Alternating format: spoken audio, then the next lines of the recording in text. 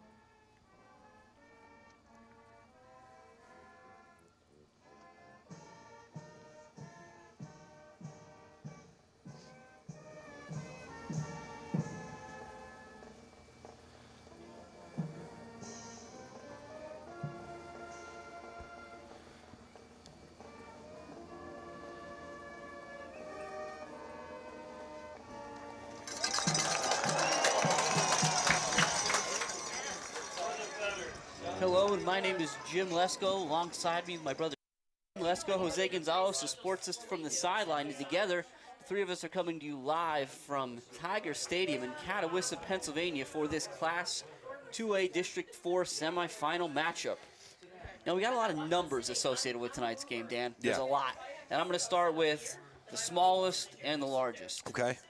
So the largest in this case is 899, which is the number of wins in Mount Carmel's storied history, sitting on 899, looking to get to 500. The other side is 0, which is the exact number of times the Red Tornadoes have defeated Southern Columbia in postseason play. So in order to get to the 900, the first thing they got to worry about is turning that 0 into a 1. So Dan, as we see the teams come out to midfield for the coin toss, how do you turn that 1 or that 0 into a 1? All right, so, we want to keep it numbers related here. So the Red Tornadoes have to go back 28 days to the date. 4 weeks ago today in Week 8, they have to do exactly what they did 4 weeks ago in the regular season against this Tigers team. The Red Tornadoes got off to a fast start. They created turnovers, and they played with a very, very large edge. They played the toughest football I've seen this Red Tornado team play in a long time. They played tough, they played with passion, and they played very well. So I'm interested to see how things go out tonight. Now, not a district championship game, but a district semifinal game here to set up a matchup with either Lyon Mountain or Troy next week. There you see the captains on each side head back to their respective sidelines. For the Red Tornadoes, it was the usual battery of Reed, Spears, and Schultz, joined by tonight's game captain, Blessing. For the Tigers, it was Garcia, Bloom, and Carter. And based on the official signal there, Dan, this game will start similar to how Week 8 did, in that the Red Tornadoes won the toss, deferred, and so the Tigers will be receiving the football first. Okay, yeah. Well, and one thing to point out, one large difference that we're going to see from this Tigers team, maybe not right away, but definitely when they hit the defensive side of the ball, is number 43, Isaac Carter, is back. I believe he was out with a concussion in Week 8.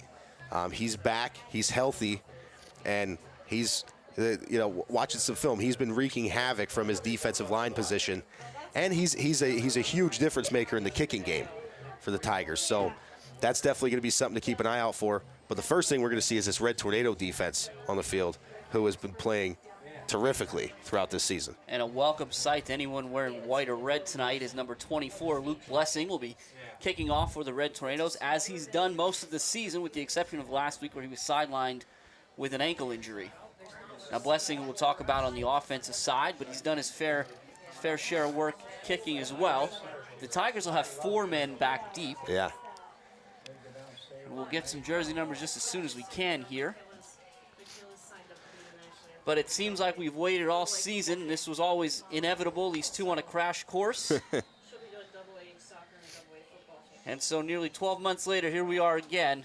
Blessing's kick will be picked up around the 25-yard line. That's Madden off the left side. Nice return out to around the 38-yard line. And we got a flag already here. Right away. We'll wait for the signal. It's going to be a sideline infraction against the Red Tornadoes. Yeah, we'll see if this is going to be a warning, either a warning or not. But another welcome sight there for the Red Tornadoes. Johnny Morgani in on that tackle. He went down early last week. Good to see him back out there on the field, and he still making plays on special teams. So it doesn't look like we're going to move the football at all, so we'll get right to it here. 1st and 10 from the 38. Wise will come out under center as expected. Again, if you've seen a Jim Roth offense, this is how they look. The names and numbers change, the success kind of stays. Yeah. Red Tornado defense looks similar to how it's looked all season as well on their side.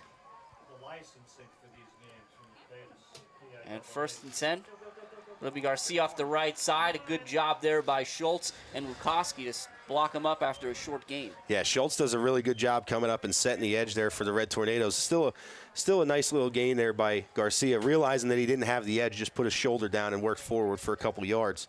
Lukoski had a nice game last week. He had 12 tackles, brings him up into the top 5 on that defense in total tackles with 58 on the season, 2 for a loss. Yeah, and against teams such as Wyalusing Valley and Southern Columbia, it's going to be big for Lukoski and Delaney because they're going to be playing tight, close to the line of scrimmage. They have that opportunity to make those tackles. This is Madden off the left side, and he's going to run in that Red Tornado defense right away. Nowhere to go.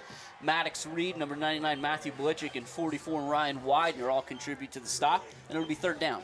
Yeah, the one thing that we've seen the Red Tornado defense do all year long is the defensive line gets a lot of penetration, but they do a really good job of flattening out. They get into the backfield, they flatten out and find where the ball's going, rather than just running upfield and leaving those cutback lanes. Delaney and Diaz will switch sides. Delaney run with Hoy. 3rd and about 6. Wise will throw for the first time tonight. He's looking for Hoy, and he's got him. It's a good ball, good reception north of the sticks. It'll be 1st and 10 Tigers at the 49. Yeah, that's a really nice ball there from Wise.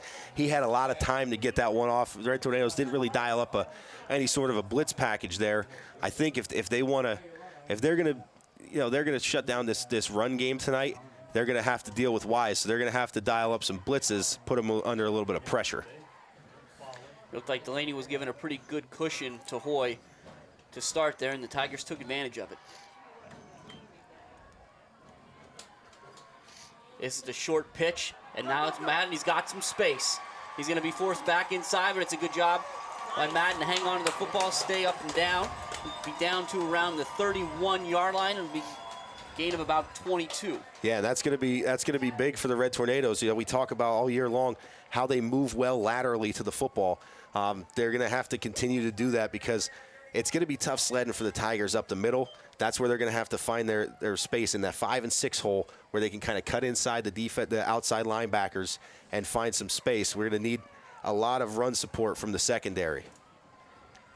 After the 20-yard gain with Madden, the Tigers will go back with Garcia up the middle, and he's got some space. He's in the open field, and Garcia is going to score from 31 yards out with 9:36 left, 6-0 Tigers.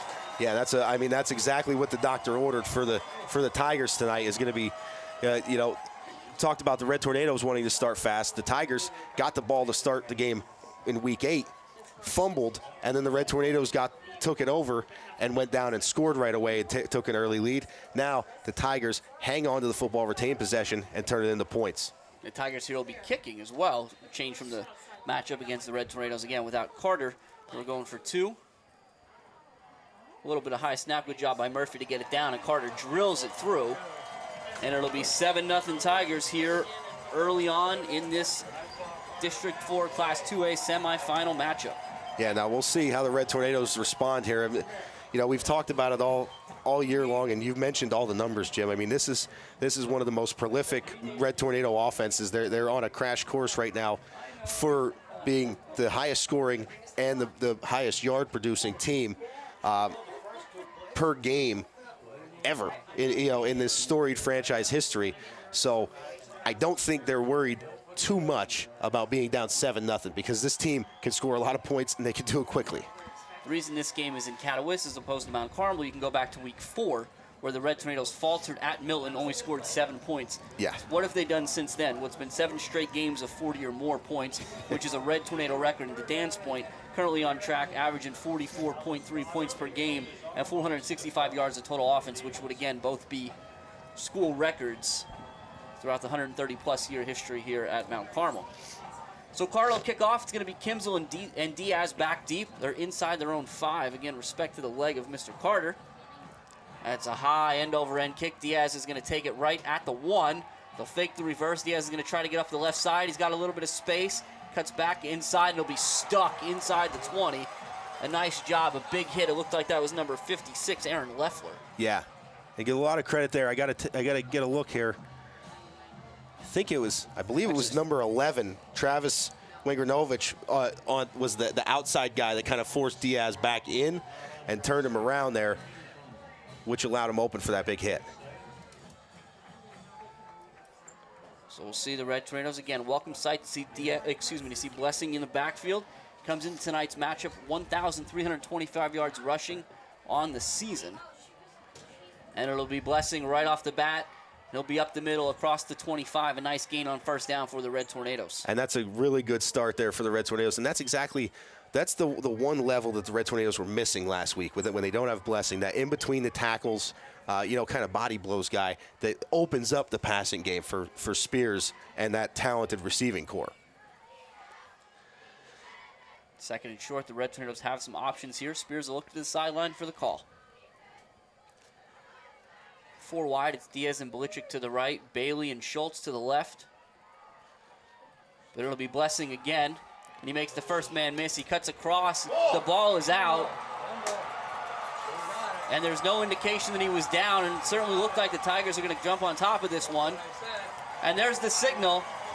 So it is Tiger ball inside the Red Tornado 30. Yeah, wow. That was close, Jim. You couldn't get much closer than that. It looked like Blessing was nearing being down on the ground. So that's a close call there. But that one's going to go in the Tigers' favor, and that's a huge change of pace play there. And now the fast start the Red Tornadoes got out to just 4 weeks ago. They're in danger of being on the wrong side of it here. Yeah. With 8:44 left in the first quarter, the Tigers in business again off the turnover. And it's going to be a little bit of a reverse to Murphy. And Murphy's got the corner. He cuts back. A good tackle by Delaney, but not before Murphy picks up a first down through the 20 down to about the 16-yard line. Yeah, this is the Red Tornado defense did such a great job 4 weeks ago in Week 8, kind of just slowing down this Tiger offense, keeping them getting them in third down situations, stuff like that. If the Tigers are able to get 10, 12, 15 yards a clip, this is going to be a long night for the Red Tornadoes. And it's Madden, and he'll be in there. And the Red Tornadoes doing what they can to claw at that football, but a good job by Madden to hang on. He'll pick up maybe 3 in between the tackles. Give him 4, 2nd and 6. I want to thank tonight's sponsors, Rano Insurance, for their support, and all of you for your support throughout the season. Wise, it's Garcia this time, and he's up the middle, and he'll be stopped up. He'll keep his legs pushing inside the 10. It'll be a little short of the first down, but it'll be 3rd and maybe a yard. Yeah, and another level of this Tiger team that you get having Isaac Carter back is, if the Red Tornadoes are able to get a stop here, they could bring Carter out. This is a chip shot for him. We saw him kicking, from 51 yards and coming up just short. So he's got the leg to do it.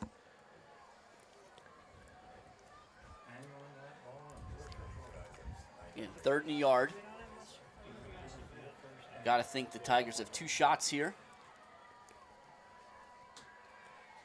It's going to be Murphy's going to get the edge, and he's in. 13-0 Tigers, and we're not quite at the halfway point of the first quarter. Yeah, and that's the I mean, you can hear the excitement here from this Tiger sideline. That's a great run by Murphy. He saw there was nothing, kind of going to the right side there, cut back, and then just got to the corner. It's a great run to not only convert the third down, but get 6 points.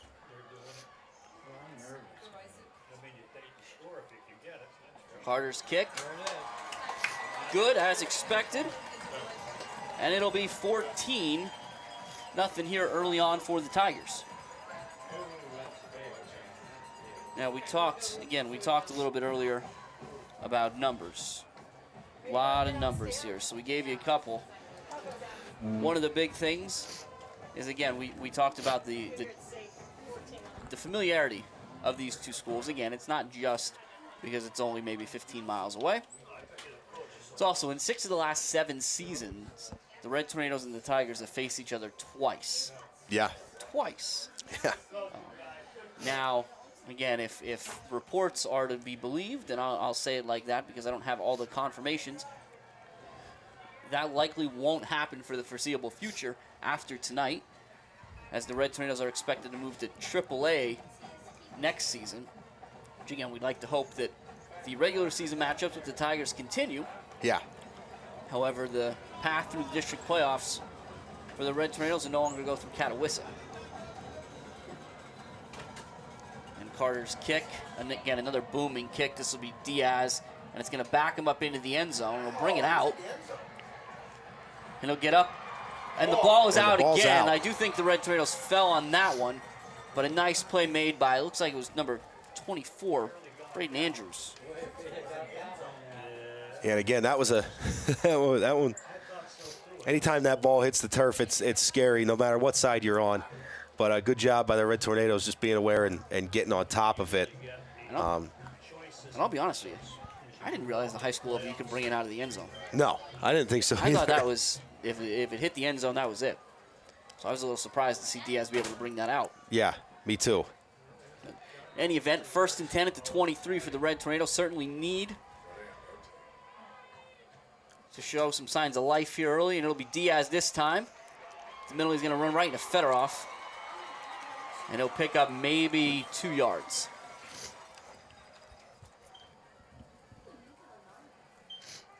Yeah, we'll right back on the ball are the Red Tornadoes here. As always. Back to the 4 wide set. It'll be 3 to one side as Spears sends Delaney across the formation. And as expected, the Red Tornadoes kind of do their thing. Spears, 121 completions on 189 attempts on the season. Haven't seen him put the ball in the air just yet.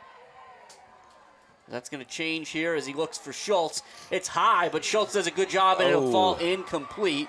Looks like Schultz had his hand on it, but didn't survive the ground. Yeah. It's going to be 3rd and long for the Red Tornadoes. Yeah, that's a tough one. That's a good ball there from Spears. You know, Schultz with the defender right on his back there. It looked like he had him kind of blocked out. But something to keep an eye on here with the Red Tornadoes. We saw Diaz in the backfield, and now we've got a substitution here, and Cooper Karicki into the backfield, not Luke Blessing. So something to keep an eye on here.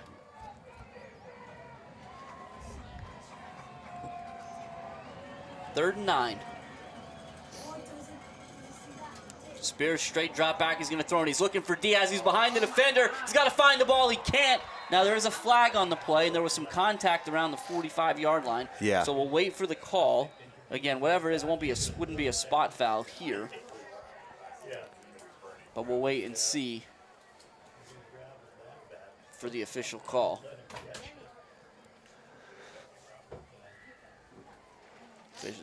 Diaz had certainly gotten behind the defense there. Oh, there's 2 flags. Yeah, there's a flag in the backfield there, and that's right around where Spears let the ball go from. So I'm wondering if that's going to be a roughing the passer penalty, which I think would carry more weight than either a defensive holding or pass interference. I think it's the only one that would automatically result in a first down, right? Pass interference to 10 yards would get you, but roughing the passer would be a personal foul. Right. So let's see as we wait the call. Oh, almost got it. Hold on. All right, so to hold. So a defensive holding. The Red Tornadoes will decline that one. But it'll be the roughing the passer that the Red Tornadoes will accept. That'll be 15 yards and a first down. And so the Red Tornado first down of the night comes via penalty. But they won't complain about that. It's 1st and 10 at the 41. Yeah, you know, I saw Diaz get free, so I kind of was watching him before the ball came out. But with the wobbliness of the ball, I figured that Spears had taken a hit. It just happened to be late.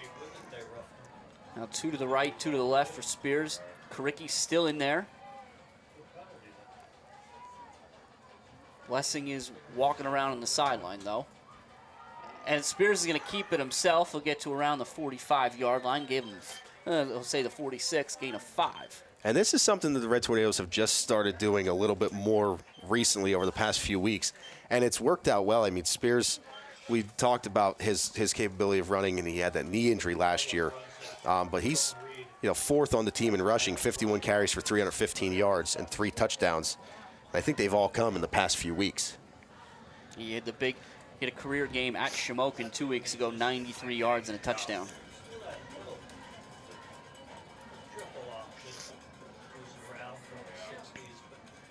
Spears will throw, and he's going to float it. It's going to be intercepted. Missed Bailey, and now it's a big return by Murphy. Spears the only one that can get him.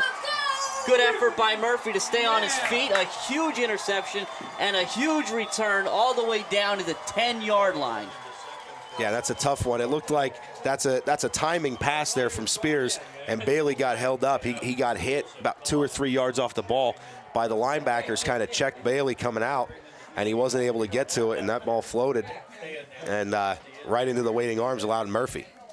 And a number we talked about earlier. Again, this is a numbers matchup here tonight. The number 5, it's the number of turnovers the Tigers had in Week 8. The Red Tornadoes have 2 of their own tonight. 4:57. And it's going to be Murphy off the right side. Shimko had him, lost him. Good effort by Murphy to keep the feet pumping down to the 5. 2nd and goal. Dan, I don't know if you've noticed it, but you see the down markers, they're digital. Yeah, they're very nice. Very nice. Those are pretty cool. They are.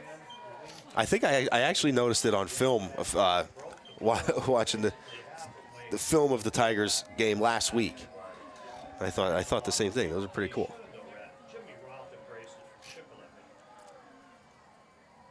Wise, this time it's Madden. And Madden is going to be stopped up short. Very close. Yeah, very close. It's like going to be down to the 1.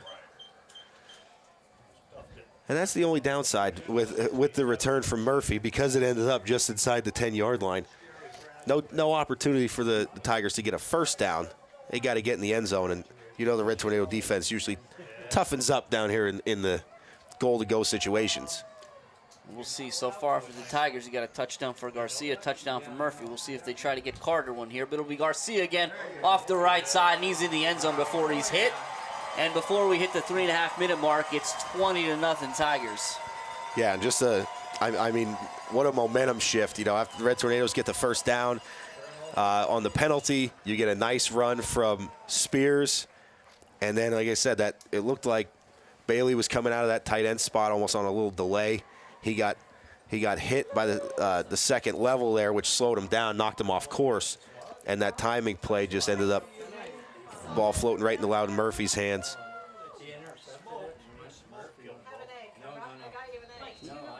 Got a flag here. Having offsides against the Red Tornadoes.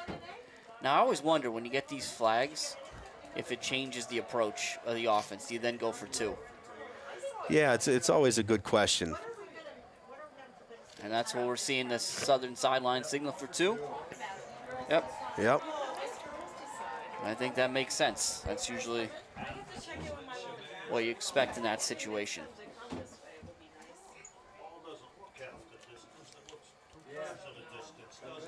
So we'll see here which way the Tigers opt to go. And the Red Tornadoes, you see they bring some of their beef back inside. And it's Garcia, and he's in. Yeah. And it's 22-0 Tigers here with 3:39 remaining in the first quarter. Yeah, wow, what a tale of two games there, Jim. I mean, the Red Tornadoes were up 28-8 at the end of the first quarter in week 8. Now, with 3.5 left, are down 22-0. That's about as opposite as you can have. It's a pretty significant change. And so you got to think, if you're the Red Tornadoes, any plan to kind of start this comeback, it's got to start right here on this drive. Again, it's going to be Kimsel and Diaz back deep. Said before, haven't seen any indication on the sideline that Blessing's not sitting down or without his helmet or any of those things. So hopefully see him back on this drive. Yeah. Another big kick from Carter. This one's going to be Kimsel at the 2. And he's got a little bit of space there, but a nice job by the Tigers at closing that door. Looks like 11, Wingranovich, and 30, Braden Griskavich. Yeah, really good job there on the coverage, because it did, and Kimsel saw it, I think, right as we saw it too. That little crease that opened up, he kind of hit the burners there, but it closed down pretty quickly. And Blessing is on the field, so that is a good sign for the Red Tornadoes.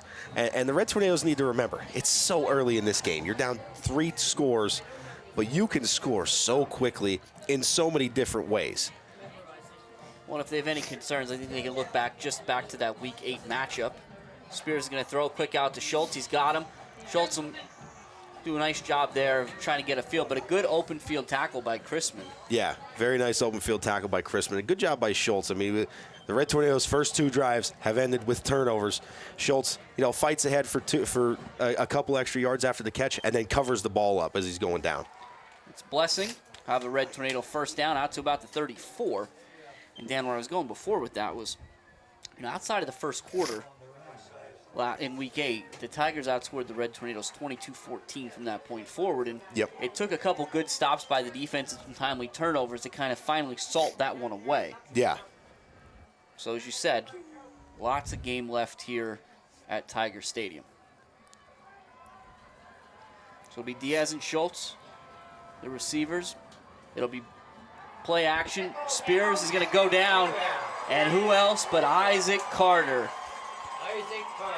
Yeah, and the level that Isaac Carter brings on that defensive line, he's so quick off the ball. I mean, just watching him against North Penn last week, he gets off that ball quicker than any of the other defensive linemen.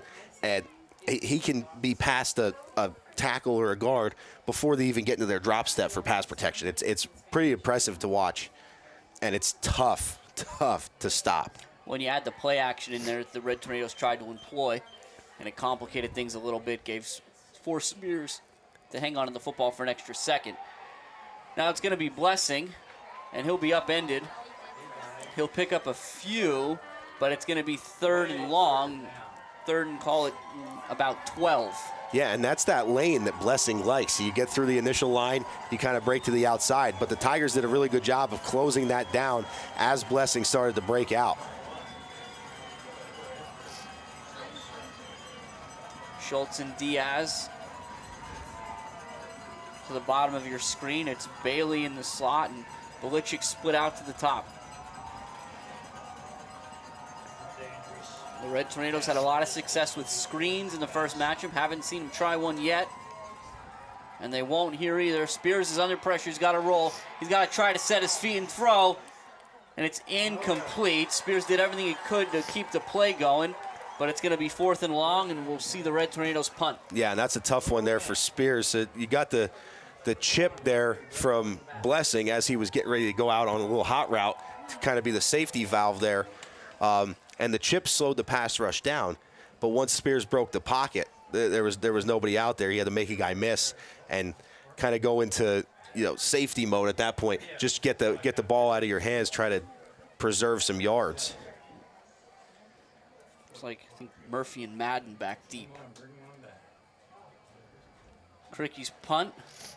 Going to take a high bounce. Madden's going to scoop it up, but a nice tackle made by Schultz right at the point of attack. Nevertheless, it'll be good field position for the Tigers. 1st and 10 at the 41. Yeah, that's a really good job there by Schultz. Waiting for Madden to pick that ball up and then making a nice tackle.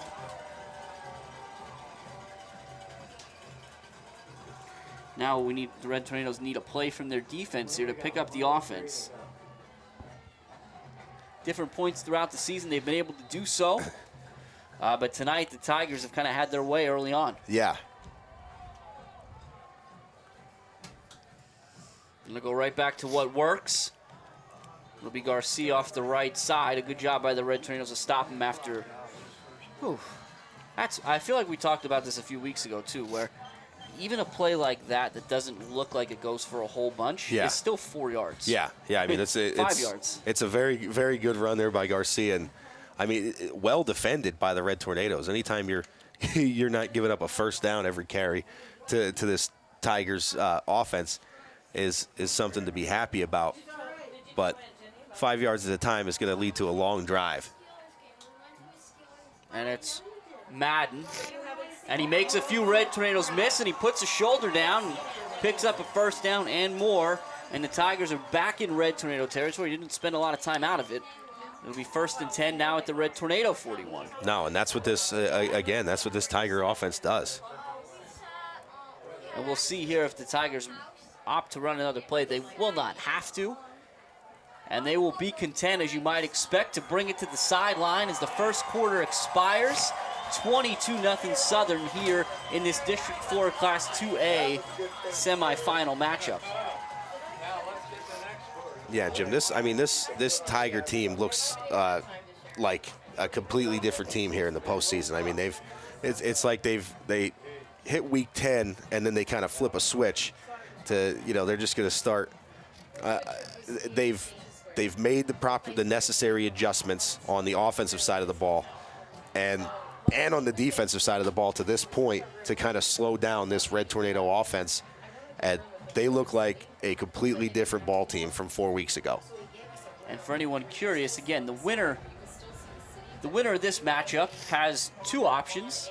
The more favorable one, I think, would be to see the Line Mountain Eagles upset the Troy Trojans, in which case whoever is victorious here in Catawissa would have a home game next week. Yeah. But the undefeated Trojans currently lead Line Mountain 7-0 early in the first quarter up in that northern tier. So again, while the focus for the players and the staff and a good chunk of the fans is going to be right here in between the lines tonight, some of us will keep an eye on what next week might look like for whoever comes out of this one. So 1st and 10 for the Tigers to start the second quarter. Wise under center. We'll take the snap, turn, and it's right up the middle to Garcia, and Garcia's in the open field. Take a nice tackle by Belichick to trip him up. He'll be right at the stick. We'll see if they're going to move it or not. But, yep, there it is. First down, Tigers.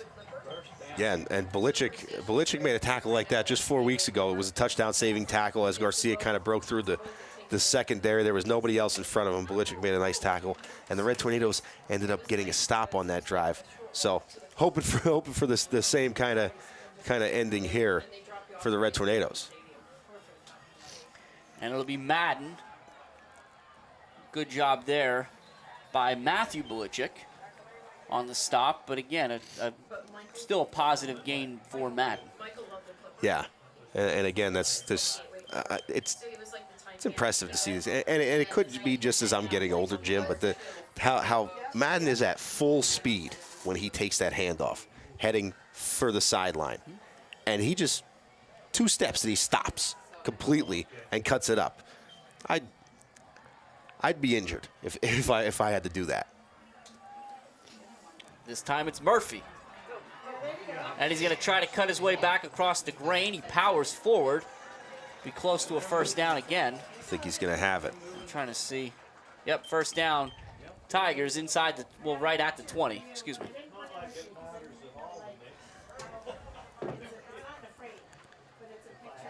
So the Red Tornado rush defense while it was a lot stronger against the Tigers 4 weeks ago, had a little bit of trouble last week with Wyalusing. Yeah, Wyalusing. Again, Wyalusing ran 72 plays and 348 yards rushing. Yeah.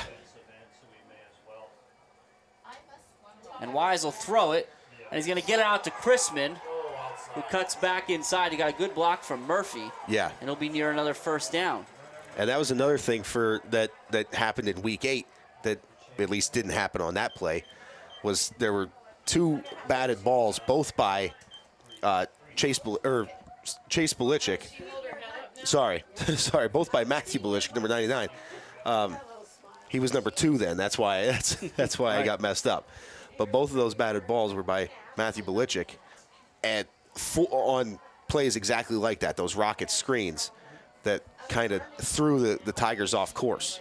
And now it's Garcia off the left side. He's going to try to get outside, and he'll get as far as he can. Lukoski will string him out, but he'll step out at the 6. Yeah, it'll be another first down here for the Tigers. First and goal. Red Tornadoes make some changes here. Delaney and Lukoski out. Bumps and Delaney in. Yeah. Jagger, that is. Jalen on his way out, Jagger on his way in. It's a true kind of wing full house backfield. And Madden will run right into the back. It looked like it was maybe Widener. And Delaney and Karicki will be on the stop. Yeah. That's a nice job there by the Red Tornadoes for giving up no gain there. You know, that when you get that straight T, I mean, that's two lead blockers plus the guy with the football. So it's tough to defend, but they bring in that extra beef, and now going to bring out the beef. Well, I think that's also in response to the Tiger change, right? Yeah. Chase Malikoski came out, Hoy went back in. Yeah, I think that's definitely it's a game of cat and mouse here. It'll be Garcia to the right side. He's going to try to get the edge. A lot of white jerseys there, and they'll stop him. See who gets up off the bottom of that pile. Yeah, look. Lukoski. Yeah, it was Lukoski. And Garcia's down on the play. Garcia. Hopefully we'll see him get up here quickly. Yeah. He'll be tended to. The teams will return to their sideline as he's taken care of. Tonight's, again, just a reminder, tonight's WKMC TV broadcast sponsored by Verano Insurance. We appreciate Verano Insurance's support. And Garcia's up. He's going to be helped off the field by his teammates, so certainly something to keep an eye on in the short term and the long term. I wish Mr. Garcia nothing but the best, and hopefully we get to see him back here tonight. Yeah. So as it stands on the field, 8:48 remaining in the second quarter. It's been all Tigers here at Tiger Stadium. They lead the Red Tornadoes 22-0 and are knocking on the door yet again. 3rd and goal from the 6. Yeah, and as you see, I expected to see Biermas head in there, but you see number 4, that's Joey Williams head in to the backfield for the Tigers and replace Garcia. And it'll be a quick pitch to Murphy, and Murphy's such a tough runner. Does he get in? No, they'll mark him down. The Red Tornadoes are saying they have the football. I don't think they do. They're calling him down at the goal line. So it'll be 4th and goal here. It looks like about a foot. And this is at least the upside for the Red Tornadoes is if I'm Coach Roth, this is a situation where if I have Garrett Garcia, I'm handing him the football, with 1 to go. Looked like number 31, Colton Bloom. Yeah. Went in. He's going to be in that left tight end slot.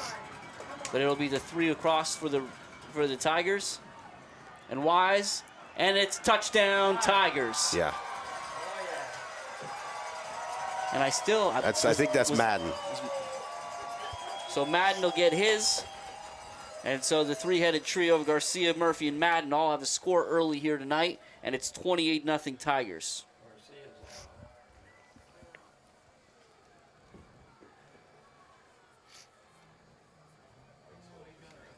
Tigers come out for the extra point. 7:48 left.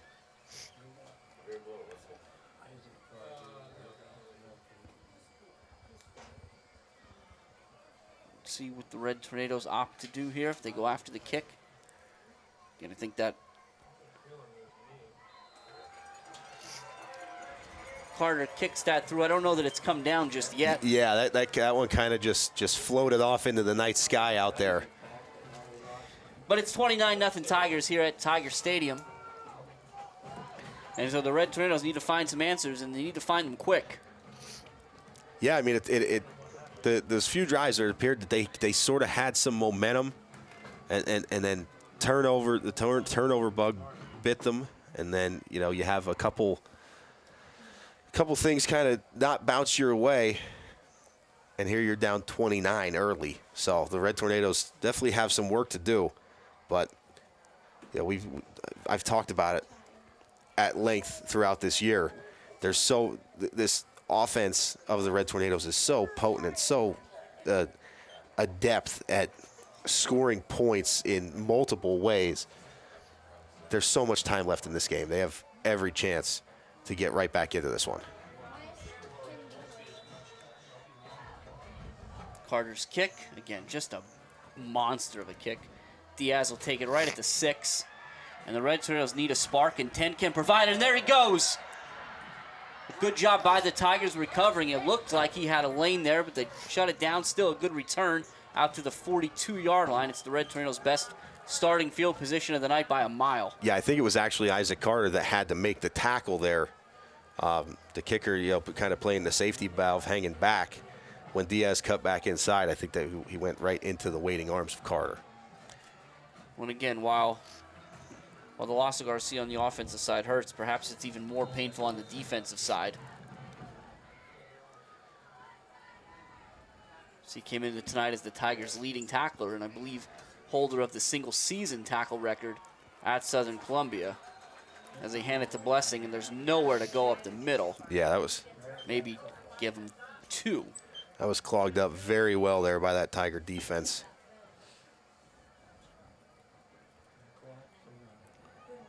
.720 and counting.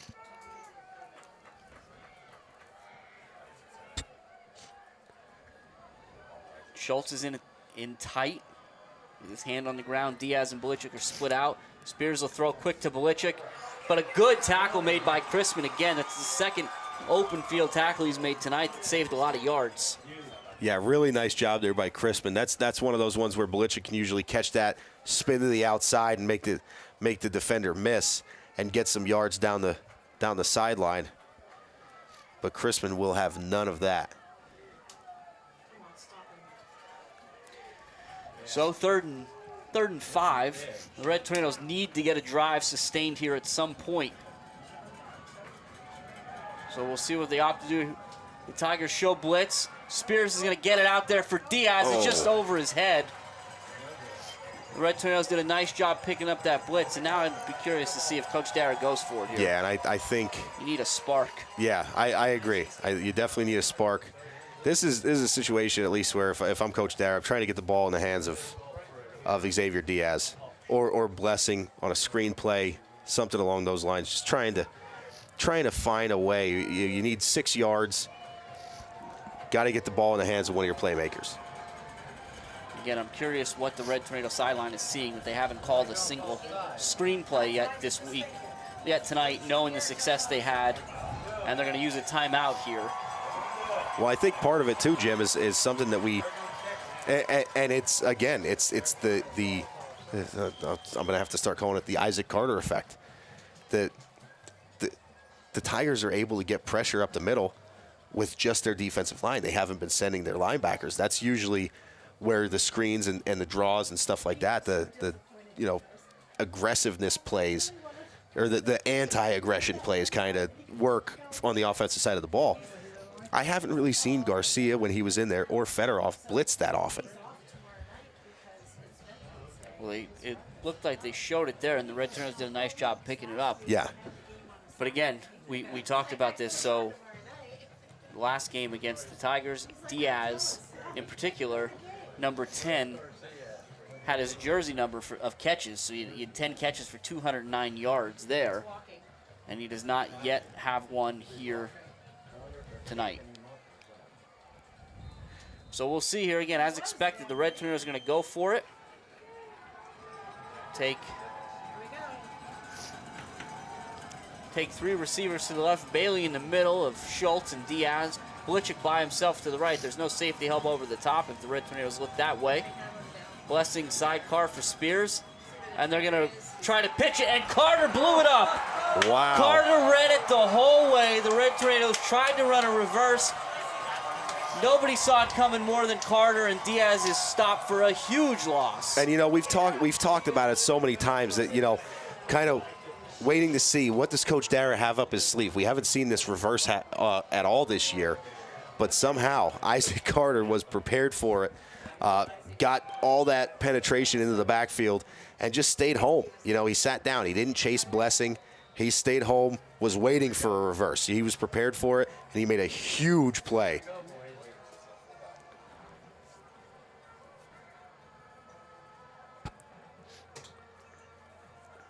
Now Wise will throw. He's under pressure. He rolls to his right. He's going to take off. Nope, he's still going to throw across his body. It's a good ball, and that's Crispin, who had a big week last week. It'll be first down at the 16-yard line. Yeah, it looked like initially Wise was looking for for Murphy down the seam. Red Tornadoes had it covered well, but once that scramble drill started, Crispin did a good job finding the opening, sat down in it, and Wise found him.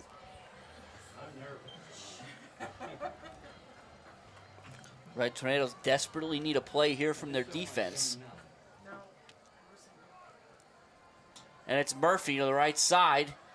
Stutter steps. Now he's got the corner, and he's going to accelerate. Now he's in, but there is a flag here in the area of offensive holding. So we'll wait for the official signal. Even an unofficial one will take at this point. Yeah. Well, everybody's moving back to the original line of scrimmage here. This will be holding on the Tigers.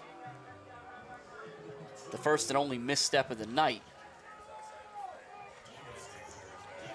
So 10 yards from the line of scrimmage and bring it back to the 26. First and 20. Yeah, we'll see. Red Tornadoes with a second chance here. If they can, the offense kind of going for it on fourth down there puts a lot of pressure on the defense. See if the defense can step up and get a stop, get that ball back. Murphy to Madden. Madden goes back into the grain. He's still on his feet. He's running through tackles inside the 10. A huge run. It'll be close to a first down again. It'll depend on the spot. I think he's going to be maybe 2 yards short. But on first and 20, they pick up 18. Yeah, I mean, that's a great run there by Madden. You're right. He saw that he couldn't get the edge, decided to cut back, and just started working his way through, found some blockers, and made a couple Red Tornadoes miss for a huge gain. Second and 2 from the 8. This time it's Murphy. And he's in.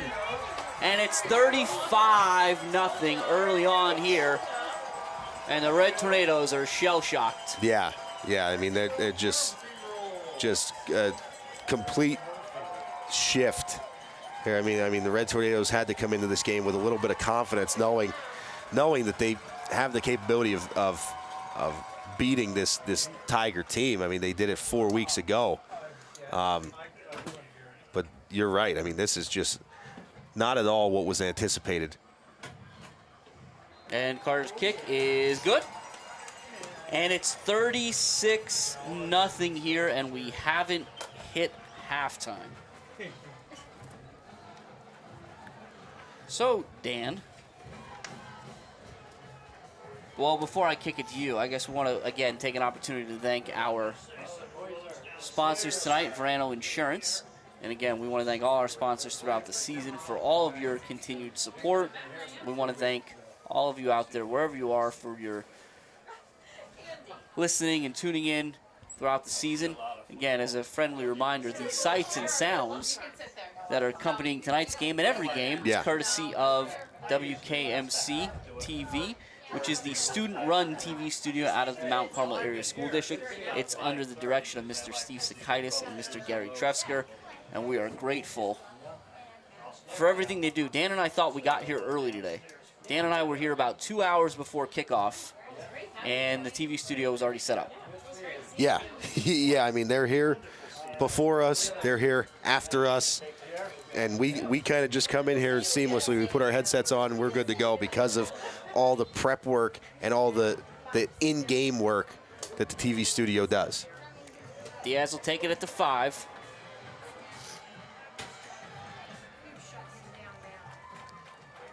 And he'll get out to about the 26.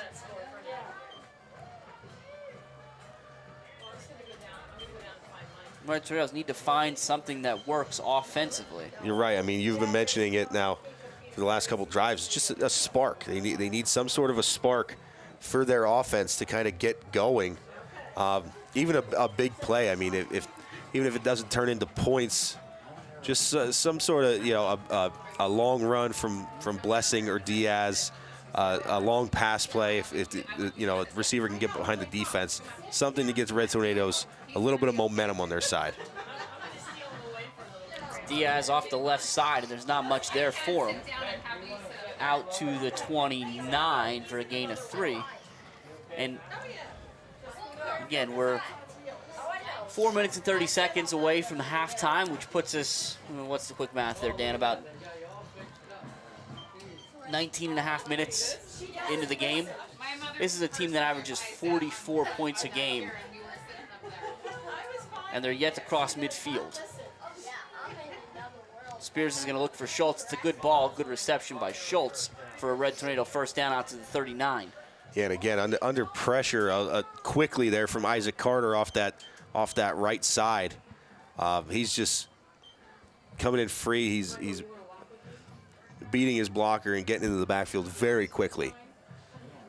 Red Tornadoes are going to have to give Spears some more time if they want to have any possibility of kind of pushing the ball down the field. Well, what do you think is contributing to the pressure he's under, Dan? How can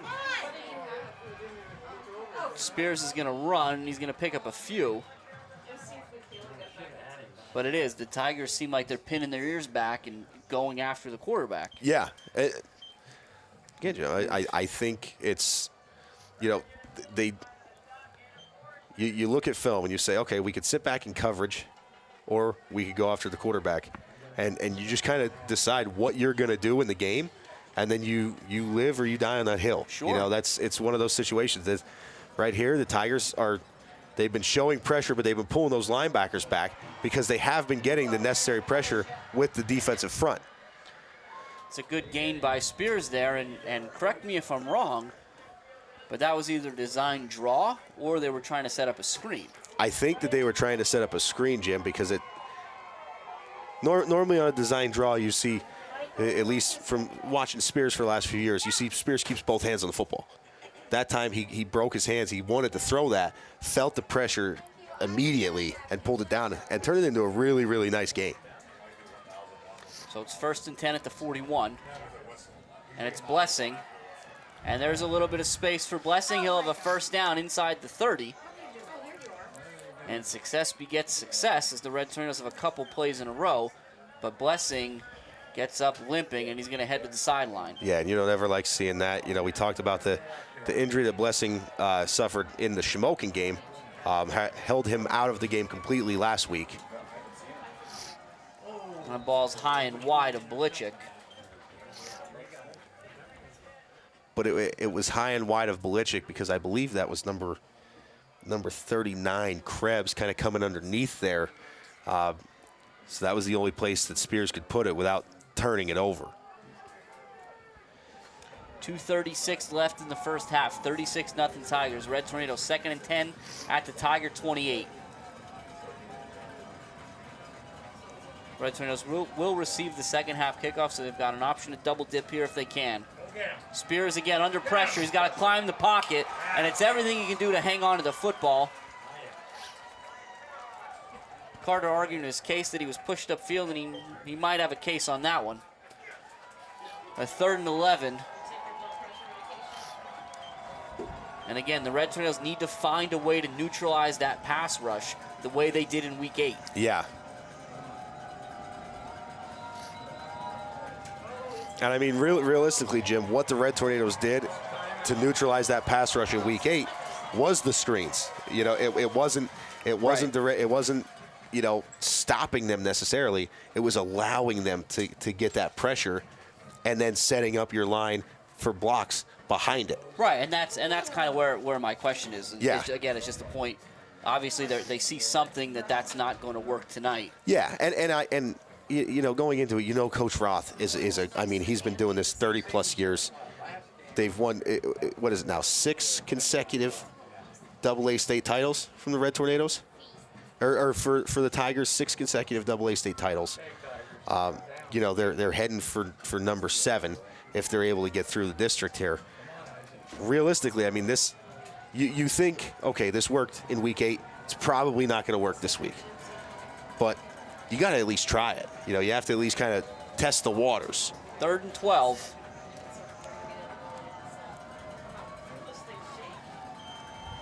Red Tornadoes out of the timeout, looking to the sideline for the play call.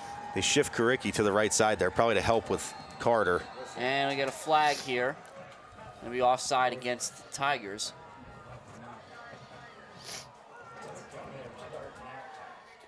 So it'll come down to 3rd and 7. A bit more manageable than 3rd and a dozen. Yeah, and I mean, realistically, for the Red Tornadoes, you're going to see Carter flip sides.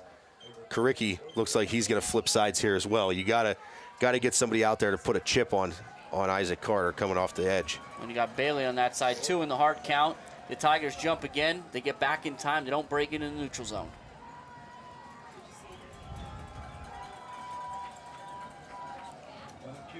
.205, 3rd and 7. Red Tornadoes down 36. Spears under pressure immediately. Carter's a free runner at that point, and he's going to blow up everything the Red Tornadoes are trying to do tonight. And I mean, Isaac Carter, he's got a hand on the ground. You know he's coming. Red Tornadoes, you have to find him. You can't, if you have to eliminate the play action and tell your sidecar back there, you need to block him. That's what they're going to have to do. It's eerily reminiscent of the district championship game last year, where I believe it was Carter and Tyler Arnold. Yes. That just feasted for 4 quarters, and the Red Tornadoes couldn't do anything about it. Right. Yeah, I mean, you got to bring in an extra blocker, slide to whatever side Carter's on for protection. You have to find a way to neutralize him. And somehow he's got Spears again. He's got Spears again. And it's the Red Tornadoes have not found a way to deal with number 43. You heard all week from anyone that you'd be willing to listen to that said, hey, the Tigers not having Carter was a huge factor in Week 8. Yeah. And based on what you've seen in the first 22 and a half minutes, it's really hard to argue that point. Hey, Jim, looking back, I mean, to last year's district championship game, I would say the biggest play of that game was the punt that Isaac Carter decided to keep. Yep. Convert the 4th down, which had them score to take the lead before the half. Mm-hmm. Now here, Isaac Carter being another, just making plays left and right, being the biggest playmaker here for the Tigers. And now, Madden's got some space. Oh, a good tackle by Delaney. Yeah. My goodness, the Tigers smell blood in the water, wanted to go for some more here, and they're still back up on the ball quickly.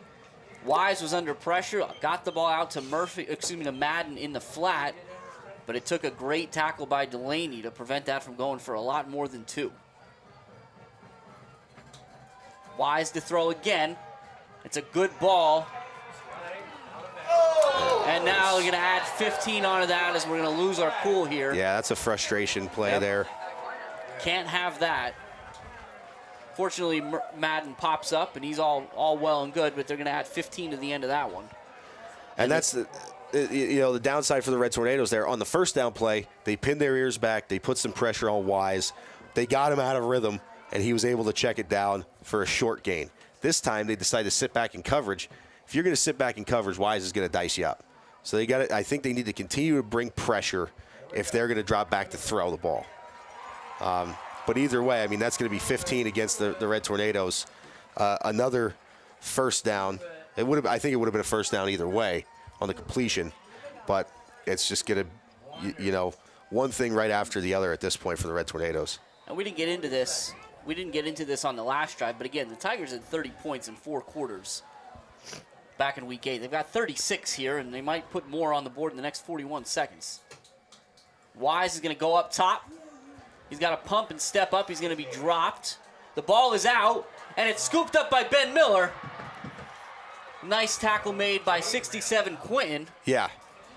To prevent the Red Tornadoes from getting on the board here. Actually, I think that was Matthew Blichik. Excuse me, that was 99, not 29. I thought it was 29 also, Chip. So, yeah, good catch there. But you're right. I mean, but you see, this is what the Red Tornadoes needed. They needed you put a little bit of pressure on Wise, try to force some turnovers.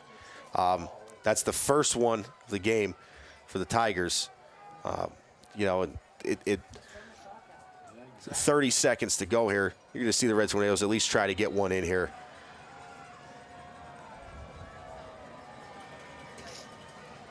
Very quick. Looks like the Red Tornadoes set up a screen. Not a lot there. Looks like Colton Bloom on the stop. Yeah, and the timing of that screen is strange for the Red Tornadoes, just due to the fact that, you know that they're going to be kind of dropping guys into coverage. You know the Tigers are going to be dropping guys back because they know you got to go for it all here with 30 seconds to go. Well, the Red Tornadoes used their last time out there. We're going to see, looking to see if the clock changes at all, only because, again, I'm not sure when the Red Tornadoes called the timeout. I know it didn't seem to be immediately after the stop at the end of the play. No. So a few seconds did run off. I was perhaps hoping that they got the call in there quickly, but I don't think that was the case. So 18 and a half remaining here in the first half, 36-0 Tigers. The Red Tornadoes 1st and 10. The ball just inside the 50 at the Tiger 49. The Red Tornadoes are in a position to throw. They need to throw. That's also been where the Tigers defense has been at its most ferocious. Spears under pressure immediately, and there's nothing he can do. He tries to climb the pocket, and that looked like it was number 60. Jim, I think that was Isaac Carter that jumped inside there to a defensive tackle spot that brought the first pressure off the edge. Now the clock is stopped. Number 70, Jagger Delaney, is down for the Red Tornadoes. He's being looked at here, and I'm not sure who's keeping tabs of the stats, but I'd be curious to know just how many times Mr. Carter has introduced himself to Spears tonight. Well, it's been more than, I'm sure, more than Spears would have hoped. I'm sure that the handshake at midfield probably would have been the only introduction he would have taken. And while we're tended to here, while we're tending to Delaney here, I want to take a minute again. We talked about this being a student-run TV studio, and tonight I want to make sure we recognize the students that are out here again. Dan and I are in this booth. The nice folks at Southern Columbia always take care of us. Dan and I are warm in the booth. These kids are outside in the cold, so we want to go ahead and mention on the cameras we have Samantha Zatney, Lucas Lubinsky. On the graphics, it's Isabella Jack Cook. Photographers Zoe Psycho, Ava Scavery, and our sideline reporter extraordinaire, Alyssa Trefsker, as well. But again, this is one game. We got 12. We've played 12 so far this season. So we want to thank the rest of the crew as Delaney gets up off the field. The rest of the crew that's helped out throughout the season. Hannah Forspring, Landon Musser, Corey Carl, Gavin Lebeski, Jen Andress, and Abigail Bomer have all been a big part of this throughout the season. And I think, Dan, as we've seen throughout this, we've seen the last few weeks at least, and there's a screen set up for Diaz, and Fedorov is the only one that can make the play, and he does, and that's how the first half ends. The Tigers heading to the locker room elated with a 36-point lead over the Red Tornadoes. They need to find some answers over the next 24 minutes. We'll be back before too long with stats, scores from around the area in the second half, so stay with us.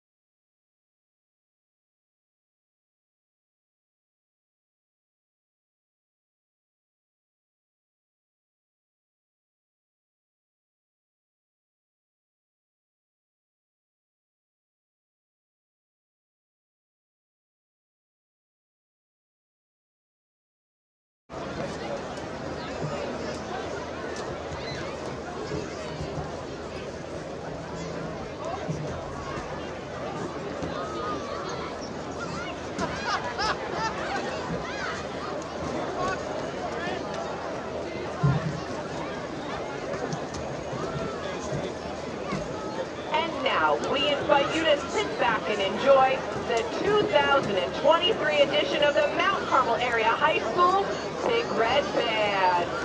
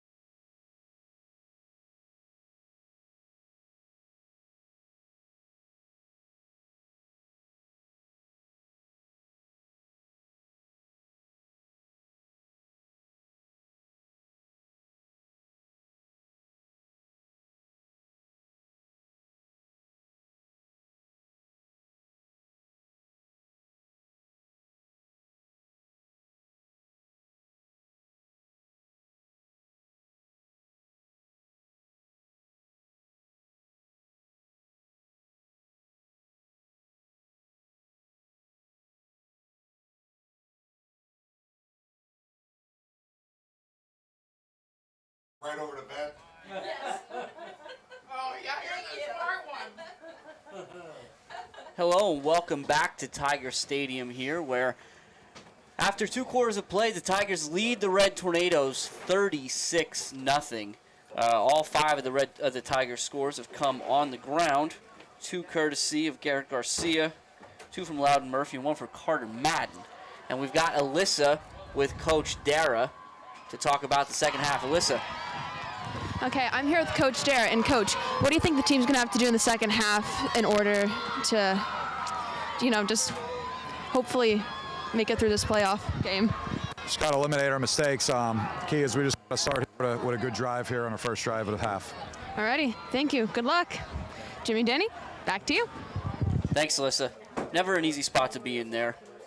Again, it's a tough spot here for the Red Tornadoes, but to Coach Dara's point, kind of, Dan, we had talked about this early on. It was one of the things we were in support of, which was the idea of, hey, defer if you win the toss to start the second half. So we're able to do that. We'll see the Red Tornado offense first, and I believe, courtesy of our good friend Jose Gonzalo, we do have some offensive stats for the Red Tornadoes. Yeah, and we'll start with the Red Tornadoes.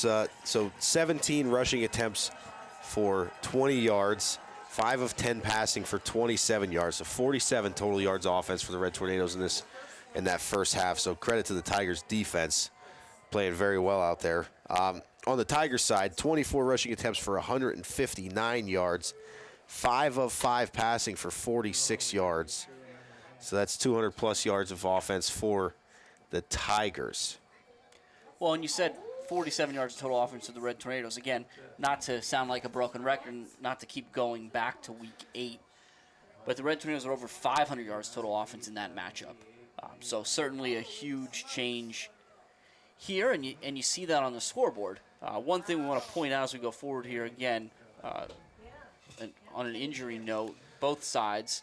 So the Red Tornadoes continue to see 24 Luke Blessing hampered by some injuries. He's made his way to the sideline. We've seen a lot of Cooper Karicki early.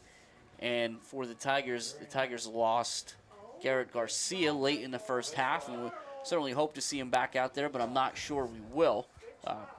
We'll keep everyone updated on that. So to start the second half, kicking off for the Tigers, as he's done 5 times before, will be Carter Madden. And if only he was kicking tonight, the Red Tornadoes might be in a little bit better shape. Yeah. But Carter has been a menace defensively, multiple sacks, countless hurries, and making the big play at the most opportune time for his defense on 4th down and 3rd and longs. Yeah, I mean, I think he has two 4th down sacks. When the Red Tornadoes were attempting to go for it, just trying to find a spark. And the kick is deep. It's to Diaz at the 4. He has a little pep in his step. He's going to pick a direction. He's going to be dragged down. That's a nice play. Looks like 32 Fedorov, who's spent a good deal of time with Diaz so far tonight. Yeah, and I mean, Diaz has been hemmed in by the Tiger defense to this point thus far. I mean, that's credit to them, and I mean, it's very, very evident, looking at the offensive stats from the Red Tornadoes for that first half. Fortunately for the Red Tornadoes, we'll see Blessing out there with Spears. I do not see Garcia on the Tiger defense. Diaz comes in motion. They're going to hand it to Blessing. He'll pick up a few across the 20, down to about the 23-yard line. Yeah, good job there by Blessing. And again, given the deficit the Red Tornadoes face, while 24 minutes is a long time, they will need to score somewhat quickly here to give themselves the requisite opportunities to even things up. And the ball batted down. By who else? Isaac Carter. Yeah. And Jim, we talked about last year, Red Tornadoes' victory in the regular season. The Tigers were without one of their running backs, came back in the playoffs, Felt like he had a big impact on both sides of the football. And this year, the Tigers without Isaac Carter in the regular season comes back in this game and making a huge impact. Spears to throw on 3rd and 7. It's a good play by Hoy to knock the ball away from Schultz. And it'll be 4th down, and the Red Tornadoes will punt. Yeah, that's really well defended there by the Tigers defense. It's a tough one for the Red Tornadoes to start the second half. They wanted to come out and kind of put some points on the board quickly there. Unfortunately, not able to do so. By nature of the 36-point deficit the Red Tornadoes face, they'll also face a running clock. Cricky, it's a good punt. Great punt. We'll be down by Delaney at the 31. And that's where we'll see the Tiger offense for the first time this half. And just as at the end of the second half, Garcia will be replaced by number 4, Joey Williams, in the backfield. So it looks like status quo for the Red Tornadoes defensively.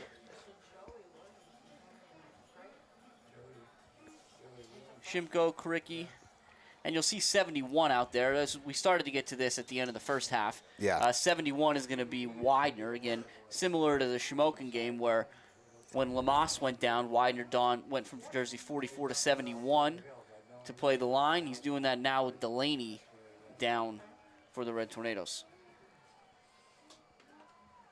And it's Joey Williams. Does a good job spinning out of the initial tackle. But it'll pick up 3 out to the 44 or the 34. Excuse me. Yeah, it looked like number 3 for the Red Tornadoes, Maddox Reed, was the first one on scene there. Spun Williams around, and as you mentioned, he was able to kind of step out of it there, but held him up long enough for the Red Tornadoes to kind of rally to that football. So 2nd and 7. Again, the Red Tornadoes defense has provided about the only excitement they've had tonight with the force of the fumble and the return by Belichick. This is going to be Murphy off the right side, and he cuts inside. He'll spin forward. He'll still be short of the first down, but not by a lot. It's going to be 3rd and very short for the Tigers. Yeah, that was just a spin and a spin and a spin. He kept gaining yards as he continued to spin around. So Hoyle coming to the sideline. Crispin heads in.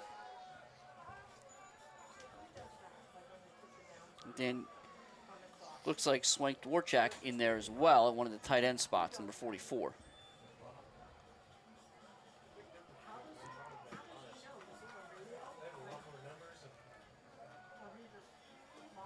Third and 1.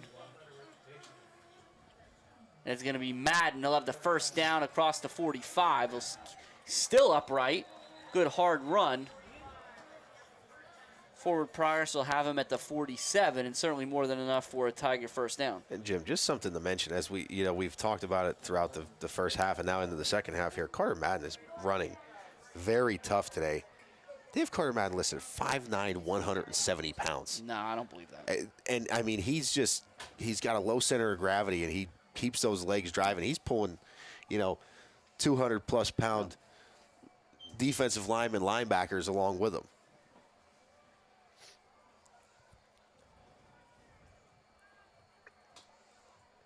Time it'll be Williams, and he'll run into Schultz.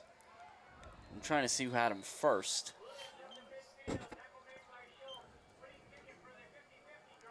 Oh, wait and see who gets up off the bottom.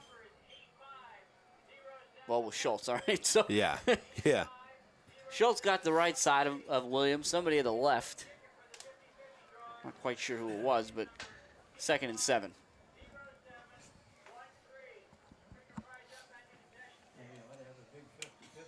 Again, as we mentioned, by nature of the running clock, we're 5 minutes gone by here in the second half already.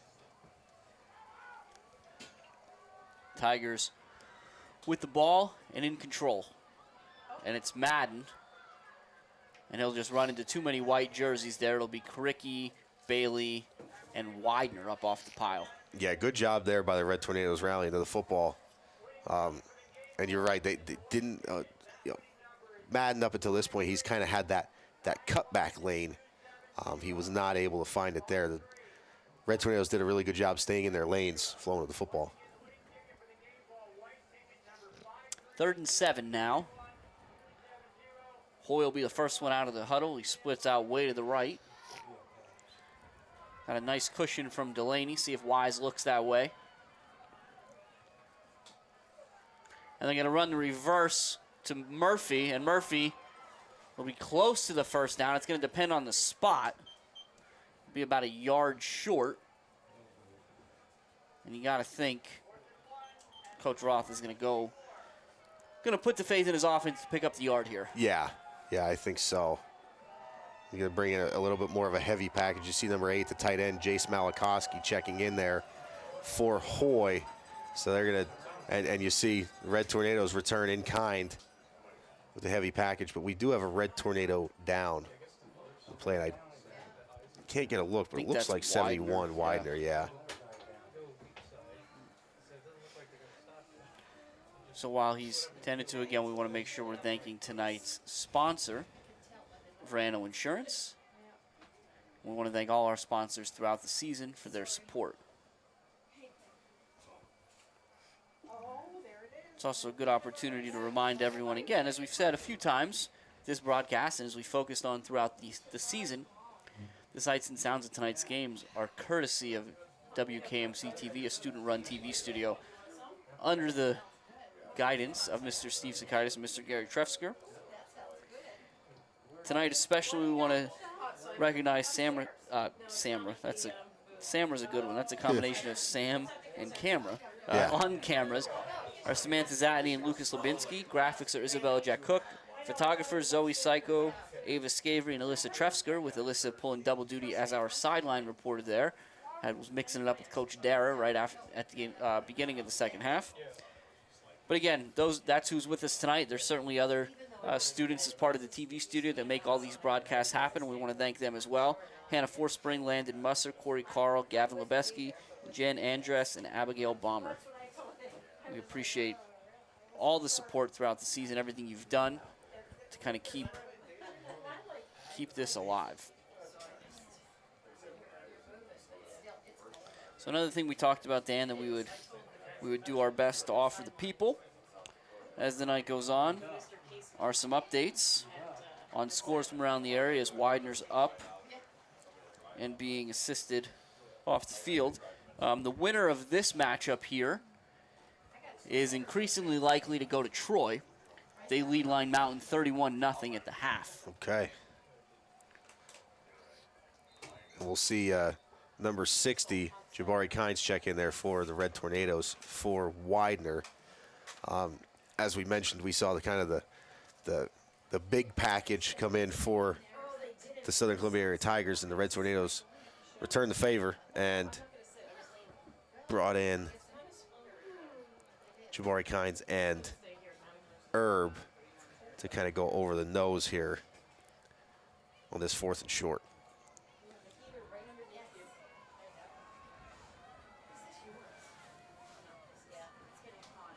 Wise takes a snap, and it looks like it's Madden. He'll have the first down. Power forward down around the 40-yard line. So while they sort out the chaos down there at the bottom of the pile. Look, there's 2 Red Tornadoes down. Just a little slow to get up. All's well there as Lamas and Herb were a little slow getting on their feet. Yeah, it looked like, I mean, that was a huge pile there at the end of the play. It looked like some guys just got tangled up. Kine and Lamas headed the sideline. The Red Tornadoes go back to a more back, well, I guess it's not a back 9 for the Red Tornadoes, but a more back 7 defense, and we're going to get a stoppage here. Not sure. I think the officials stopped. I'm not really sure what's going on. I think the officials stopped the clock for a second. Yeah, there's some conversation here. And both teams started retreating to their sidelines. Yeah. But now here we go. Back at it. The Tigers on the ball. And it's Joey Williams. The Red Tornadoes will stop him in the backfield. Yeah, it looked like Reed first one on the scene there. Reed and Shimko. It'll cost them about a foot, 2nd and 10. Yeah, I think the Tigers were, kind of trying to go up tempo there because the Red Tornadoes weren't set, but the Red Tornadoes were able to get set and shifted just as that ball was snapped. And it looked like they shifted right to where they needed to be to defend that one.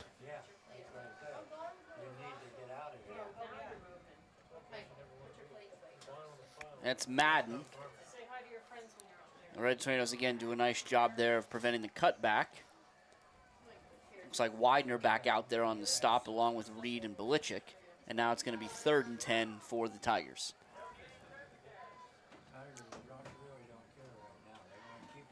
Yeah, and we'll see. Well, third and long here if the Tigers decide to put the ball in the air. Kimzel and Diaz to the sideline. Bailey and Lukoski in for the Red Tornadoes. Hoyle split to the right again. He'll be covered up by Delaney as he has been all night. Wise, it's a quick pitch to Madden. A nice play made. That's 71 Widener. It's Widener again. It's good to see him back in there. So it's going to bring up 4th and about 8. And it looks like in this case, Coach Roth will punt it away.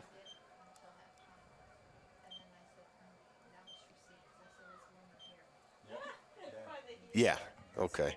As soon as you see 43 heading out there, I felt pretty good about the call. Well, about them attempting some sort of a kick, but I wasn't sure if it was going to be a field goal attempt. Kimzel and Diaz back deep. It's a short end-over-end kick. Going to make a beeline for the sideline. It'll bounce out of bounds around the 24-yard line. It'll be 1st and 10. Red Tornadoes from that point. But as we were saying before about scores from around the area, another local game folks might have some interest in. Currently, Danville leads Lewisburg 21-3 in the 3rd quarter. That is the AAA semifinal matchup. Our friends across the way in North Schuylkill, they lead Palmerton 10-8 in the 3rd quarter. That's a good matchup again. If you remember, Palmerton defeated North Schuylkill, I think 48-13 early in October. And Spears goes. It's a nice tackle made. I think that was Murphy. From behind. Not many people are going to catch Spears from behind, but it's the Red Tornadoes' best play of the season, or excuse me, best play of the night. It'll be 1st and 10 at the 38. Yeah, we see Spears hustling back up on the ball here. Trying to, again, just trying to create some sort of a spark on the offensive side. And here comes Isaac Carter. Spears does a good job of stepping up. It'll fall incomplete. 2nd and 10.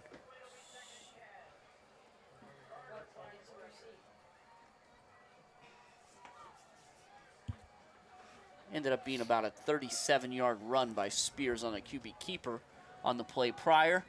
But we're under a minute here in the 3rd quarter.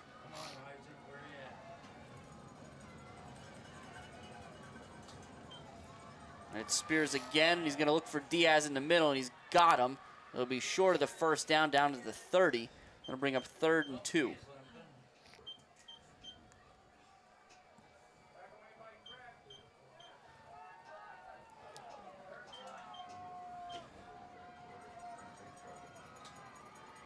Spears pass intercepted. Intercepted. And a big return. Looks like that was number 22. Nathan Gallagher And a for the Tigers.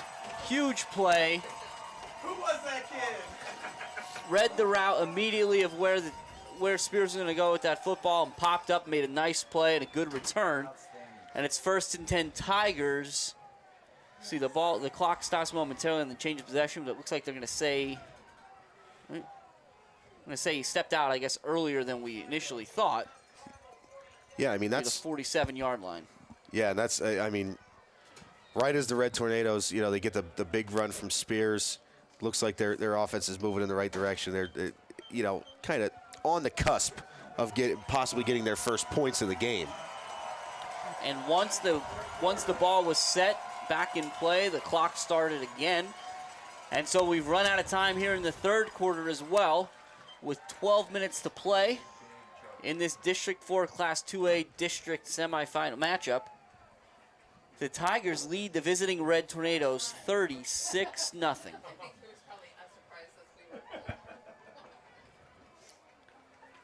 So we'll have to see here how the Red Tornadoes respond. Again, certainly quite an uphill battle, and you have to ask the question, are they going to go quietly into that good night? We mount some sort of a comeback. It starts right here every play. Red Tornadoes will need a spark immediately. Yeah. Yeah, it's gonna have to start on the defensive side of the ball here, as the Tigers are going to take over in Red Tornado territory. So we're going to have to, the Red Tornadoes are going to have to be swiping at the football, just trying to find a way to create a turnover, because any lengthy drive from the Tigers is going to pretty much seal this one away.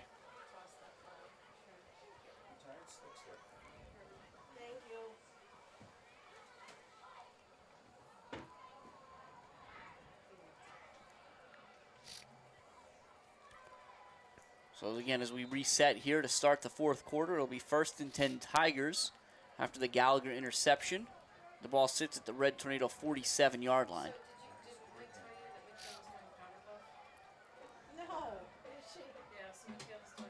Wise is going to give it to Williams up the middle, and he's got a crease. Nice run there down to the 40.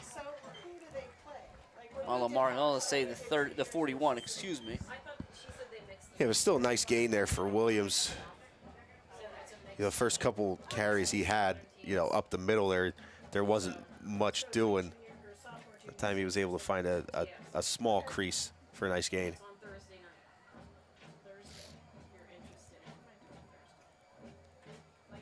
2nd and 4. Chrisman split out wide.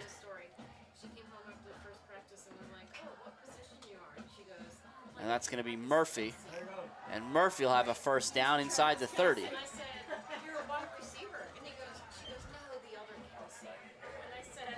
Yeah, the Red Tornadoes still with no answer for that Tiger ground game. Yeah.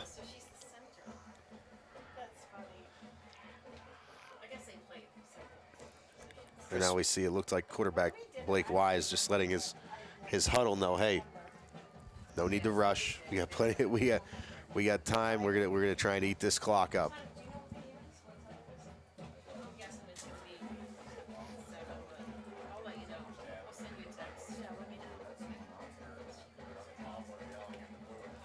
It's Madden. Good job there by Miller, slinging him down after a gain of 4.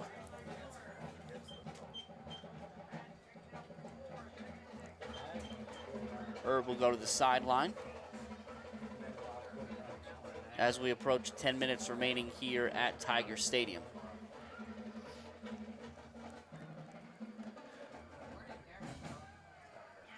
And again, no real rush here from the Tigers. No need at this point.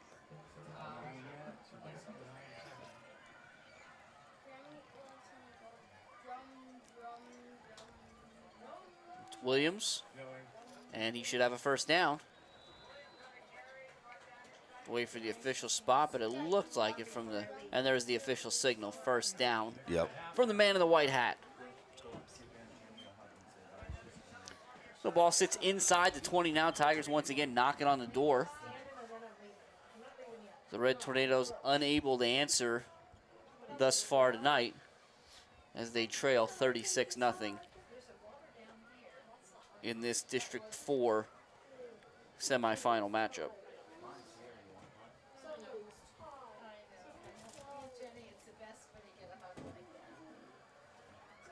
Madden. Red Tornadoes will stop momentarily. See if they mark it. Looks it's going to be around the 15. Yeah. They're going to set it. Well, we'll call it the 16. So give them 3.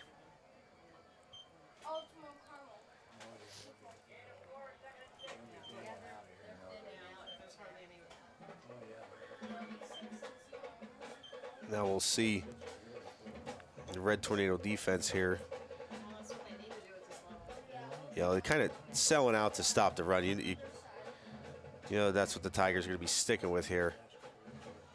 Murphy inside the 5 now. Another first down. It'll be first and goal. Just still able to find those creases.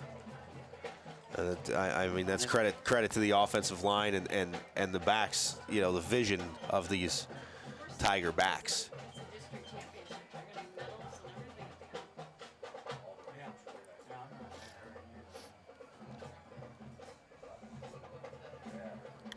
Red Tornadoes, a little confusion there on the defensive side. First and goal from the 5. We'd love an opportunity to turn the Tigers away here. They've not been successful tonight. And they won't be here either, as Murphy will score. And there'll be a little extracurricular activity. And with that 15 yards likely added to the kickoff, I'll be curious to see just how far Isaac Carter can kick it. Yeah.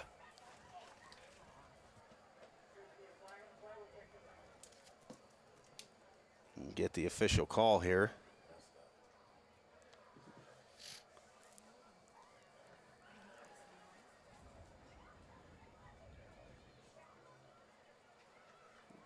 While they wait to sort that out, that'll be Murphy's 3rd touchdown on the ground of the night.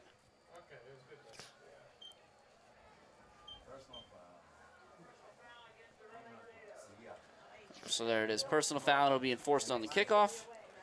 And that's the Tigers' 6th rushing touchdown tonight. Again, 3 for Murphy, 2 for Madden.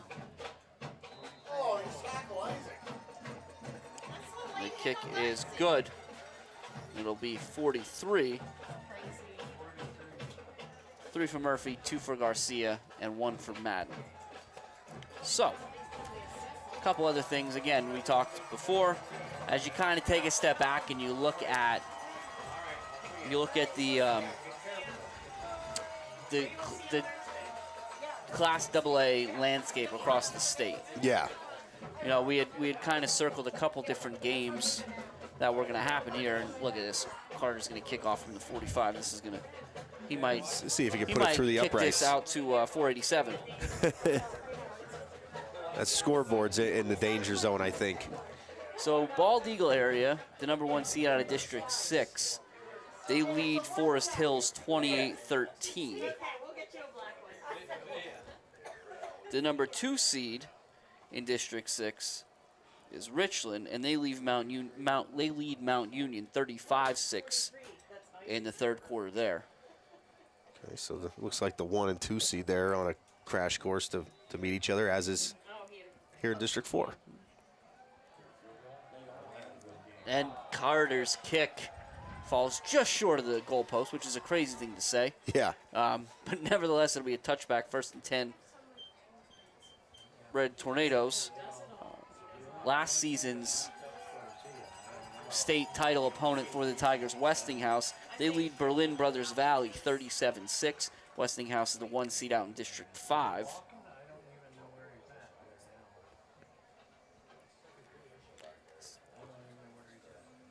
Red Tornadoes will start. So we're going to have the option to move the ball to the one of the hashes.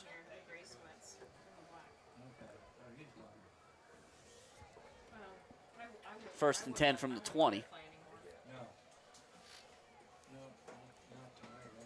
No change from the Red Tornadoes here. From a look standpoint, Spears with Blessing, and it'll be Blessing. And Blessing will have a little bit of space, and he's been trying to get that edge all night, and he gets it there for the first time, but he's turned away.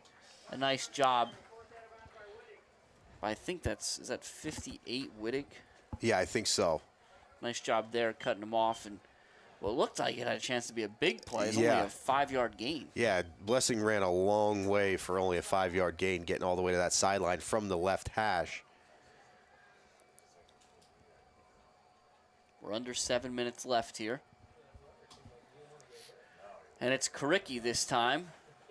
Karicki will get out to about the 38-yard line. Bring up 3rd and 2. And I think that's 58 again on the tackle there, Wittig. On Karicki that time.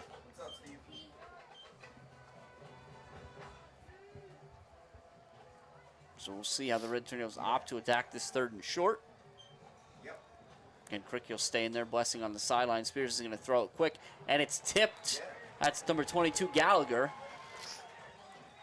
Who had the interception on the previous drive, getting in those throwing lanes for Spears. As we approach the halfway mark of the 4th quarter, the Red Tornadoes look like they feel as though they've got no choice but to go for it here and risk the field position. Diaz will come back in the backfield. Spears is going to keep it himself, and he'll have the 1st down and a little bit more. He'll get out across the 40.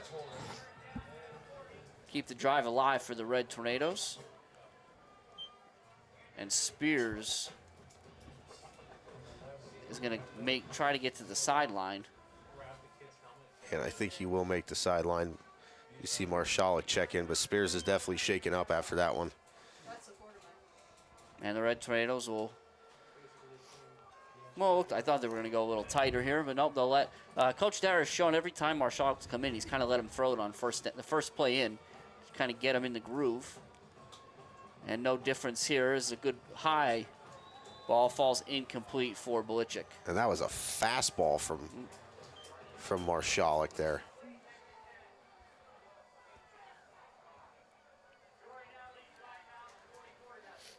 Belichick still got up a little gimpy there, but he's all right. He'll stay in.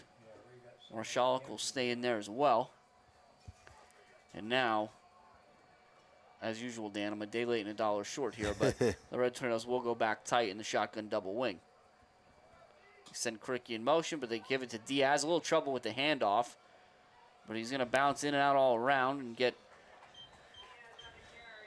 to around the 48-yard line, give it a gain of 7. It'll bring up 3rd and 3. Yeah, that's a tough run there by Diaz. Really good job, kind of just bouncing in and out for a, like you said, a 7-yard gain. So nice job there. Another school we've been kind of watching across the state, Central Clarion. They're the number 1 seed out in District 9. They lead Brookville 35-6 at the half, or at least it was the score at the half. It may not still be halftime, but that's the most updated score we have. And then another familiar as Blessing hands off to Karicki, who will have a 1st down there. Another familiar school. Again, North Schuylkill maintains their lead over Palmerton, albeit it's been cut in half. And for those of you who are good at math, that's actually pretty funny of me. It was 10-8 before, now it's 17-16. So we cut it from 2 to 1, Dan. That's yeah. That's why I said I got that one. I just want to make sure. And they didn't shoot a free throw, so. No free throws. No free throws. Karicki will get down to the 45, gain of 2 on 1st down. The only other, I think, Class 2A matchup that might be of interest outside of our own district, of course, is District 10. 1 seed Farrell. They're 9-1. They play tomorrow, though, so you'll have to figure that one out for yourself. Yeah.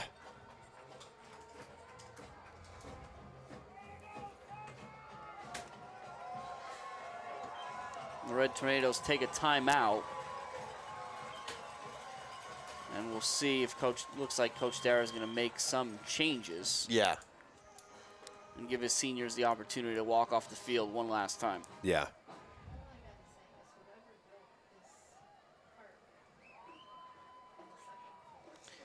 Danville leads, we said before, they're up 28-3 now against Lewisburg. And Danville's likely opponent will be the Loyalsock Lancers, who lead Warrior Run 35-7. Okay. That'll definitely be one to keep an eye on next week as well. Well, we always talk about games, hey, if you weren't going to be here, where else would you be tonight? And I'd be in Selinsgrove, as Selinsgrove and Jersey Shore both went into that matchup unbeaten, as Marshall hands off to Karicki. They went in that matchup unbeaten. Both teams did. And right now, Selinsgrove leads 30-13 in the third quarter. Looks like we see Keegan Brown in there, number 27, Fesniak 17, Morganti 30, and Adams 7. We got Kynes has been in there offensively. It looks like 51, Seth Spears is in there. Or excuse me, 51 is Ryan Bush, excuse me. Yeah. And I think, did we just see Derek Smith, Shiganowski Yes. head in as well? Yes, I believe it was 72. And Kricky keeps his legs pumping. He'll get down to the 40. So it'll be 4th and 3. I believe we also have 58 in there. That's Joshua Blessing, I believe, at the right tackle.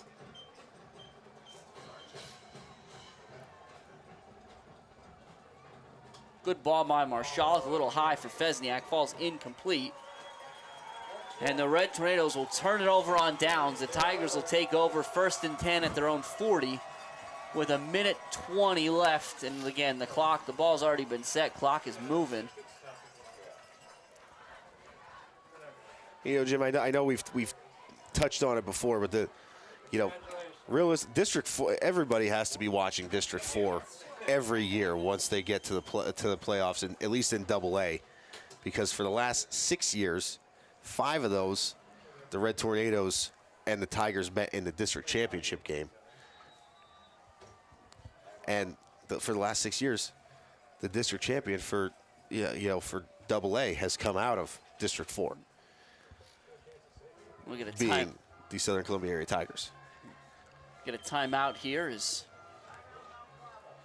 Red Tornadoes will make some changes in alignment, just make sure they got everybody out there. Again, we see Adams at C13, Danny Velasquez, 56, Dylan Poe, 14, Ezekiel Noel. Cooper Kricky will be out there defensively.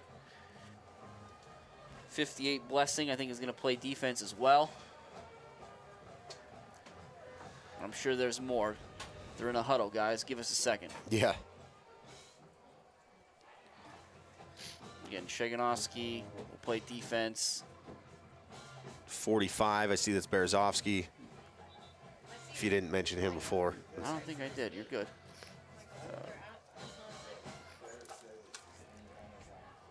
I think I got everybody. Did you get Dylan Poe? I did get Poe. Okay. Yep. I guess I should start listening, Jim. Well, you haven't for 12 weeks. Why would you start now? That's true. And the Tigers are just going to take a knee.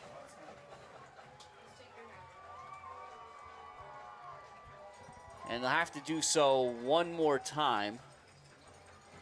Adams will come to the sideline. Urbanovich comes out for the Red Tornadoes.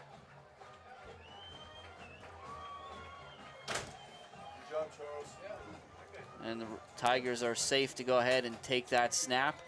And they're not going to have to snap it again. So the Tigers will claim their 9th consecutive District 4 Class 2A title. Will continue the march to a 7th straight semifinal matchup here this week. They'll continue the march to a 7th straight state title. And again, based on all the reports that we have, we'll likely spend next week in Troy. Yes, in the northern tier there. And Jim, it's I always like to take this time to just give a shout out to the Red Tornado seniors. Wish them good luck in their future endeavors. This is the last time we're going to see them, at least on the gridiron. There's a lot of time left here, but we for the Red Tornadoes, we've seen a lot of seniors with their career, at least at the high school level, end on this field.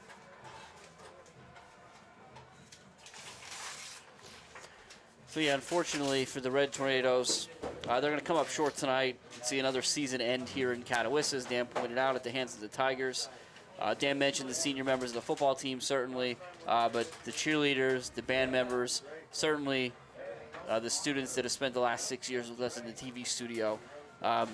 Just wish you well in all your future endeavors, and really look forward to welcoming you into the ranks of the MCA alum when your senior year ends this spring. We also want to take a moment here to just thank all of you out there, wherever you're listening from, wherever you're watching, the MCA faithful. You make the trip to the Silver Bowl every Friday night, and if you can't get there or if we're away, you spend your Friday nights with Dan and I, and goodness knows we appreciate that. Tune in on Wednesdays with Service Electric. Your support is unmatched, and really the contribution to the cause, your contribution to the cause, is what makes Friday nights as special as they are in our little neck of the woods. So please know it is heard, it's appreciated. WKMC TV studio thrives thanks to your support and your viewership. We'll see here, Dan. I'm not sure if we're going to get anything from Jose tonight. I think the scoreboard tells the story here, as the Tigers, again, will really flip the script on the Red Tornadoes with a 43-0 victory over the Red Tornadoes here on their home turf, on the Tiger home turf, that is. But I do think we got something from Jose, Dan. Yeah, we do have stats, final stats here. So the Red Tornado rushing 27 attempts for 97 yards, 6 of 18 passing for 36 yards, 8 first downs, and unfortunately that didn't amount to or amounted to 0 on the scoreboard for the Red Tornadoes. But on the Tiger side tells a different story. 42 rushing attempts for 238 yards, 5 of 5 passing for 46 yards, 17 first downs, and as you mentioned, that 43 points on the scoreboard. And that number 43 wasn't only an impact on the scoreboard, but he was an impact on the field, and that was Isaac Carter. Made a huge impact on the defensive side of the ball, which I think kind of propelled this Tigers team to be able to stop that prolific Red Tornado offense. Yeah, and as we go forward here again, it's another season of what could have been for the Red Tornadoes. I think we've talked about it before. This is the most prolific offense in Red Tornado history. I'd be curious to talk to Jose if the 0 on the scoreboard kind of drops that points per game enough for it not to be number 1. Or, yeah. I think the yardage would probably be okay, only because I think they were 50 yards better than any team had ever been here at Mount Carmel, but it's certainly a disappointment. Back to the drawing board again, kind of see how to get past. Well, I guess the fortunate part, if you want to go that route, is the Red Tornadoes likely don't have to deal with getting past the Tigers for a while here going forward. Right. At least not from a district championship standpoint, as, again, we mentioned before, the Red Tornadoes are likely moving up to AAA. But I think Dan, of course, we want to wish the Tigers good luck as they go forward. Certainly hope all is well with Mr. Garcia. Yes.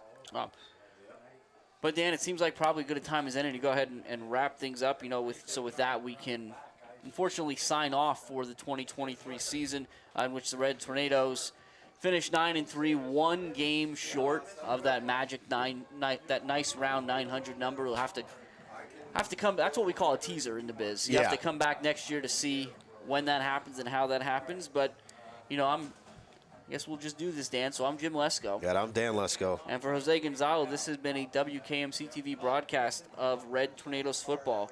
Thanks for watching, and we'll see you next season.